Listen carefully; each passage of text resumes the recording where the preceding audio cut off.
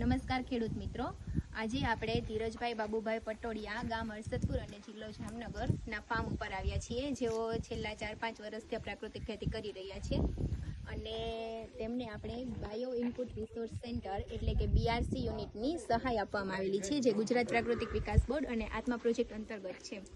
હવે જે અત્યારના જમાનામાં જે ખેડૂતો ગાય રાખી શકતા નથી અથવા તો જેને ગાય રાખવી શક્ય નથી અને જેને પ્રાકૃતિક ખેતી કરવી છે, તો એના માટે આપણે આવા દરેક ક્લસ્ટર વાઇઝ BRC યુનિટની યોજના આપવામાં આવેલી છે.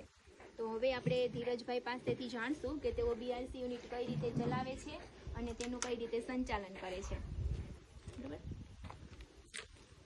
પહેલા તમે તમારો પરિચય આપશો. મારું નામ પટોડિયા ધીરજભાઈ બાબુભાઈ, ગામ હર્ષદપુર, તાલુકો જિલ્લો જામનગર.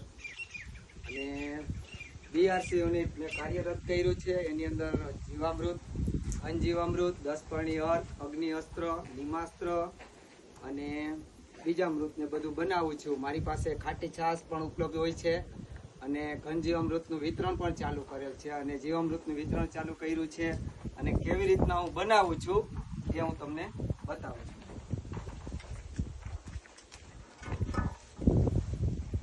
આપણે સૌ પ્રથમ આ છાણ હોય છે, જે પાણીની અંદર 50 કિલો છાણ લઈ અને એને આવી રીતના આપણે વલોવી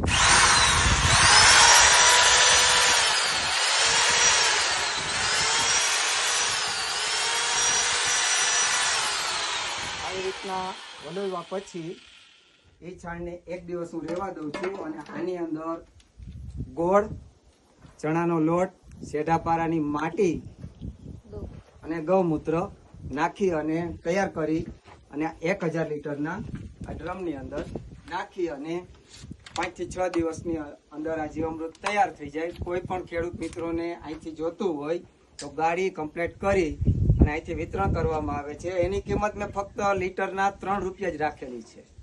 કોઈ પણ ખેડૂત મિત્રોને જોતી હોય તો અહીંથી લઈ જવાનું. આ આપણે અહીંથી એનો વાલ છે, જે અહીંથી ચાલુ કરી એટલે ગરાય અને નીચે તૈયાર થઈને જીવામૃત આવી જાય છે. બરાબર. બરાબર.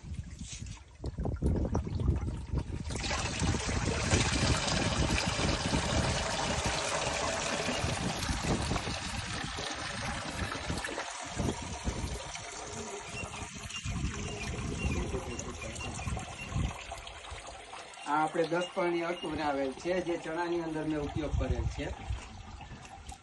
અને લાઈવ દેખાડી દો, આપણી પાસે બધું જ છે. અને આ છે આપણે અગ્નિ અસ્ત્ર છાસ છે, એમાં એ છે મેડમ, એ ખોલો તો એ ખોલો.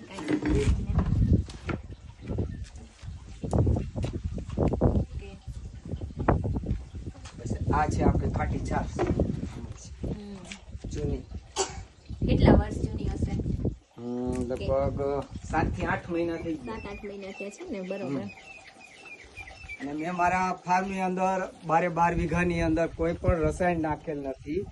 જેની અંદર આપણે બટાકા, શક્કરિયા અને દેશી ગાજર, લસણ અને ધાણા અને મેથી કરેલ છે. છાણ હોય છે, છાણને સુકવવામાં આવે. એ છાણને સુકાવ્યા પછી એની અંદર આપણે ચણાનો લોટ, ગૌમૂત્ર અને માટી અને એ બધું નાખી 5 વસ્તુથી ઘનજીવામૃત બની જાય અને 15 દિવસની અંદર તૈયાર થઈ જાય. અને આ તૈયાર કરેલું મારું ઘનજીવામૃત છે, જેનો જ હું વપરાશ કરું છું. આ રહ્યું ને, આ મશીન જ એના હાટું રાખ્યું, એને ભાંગીને ભૂકો કરી દીધો. અત્યારે આટલું તૈયાર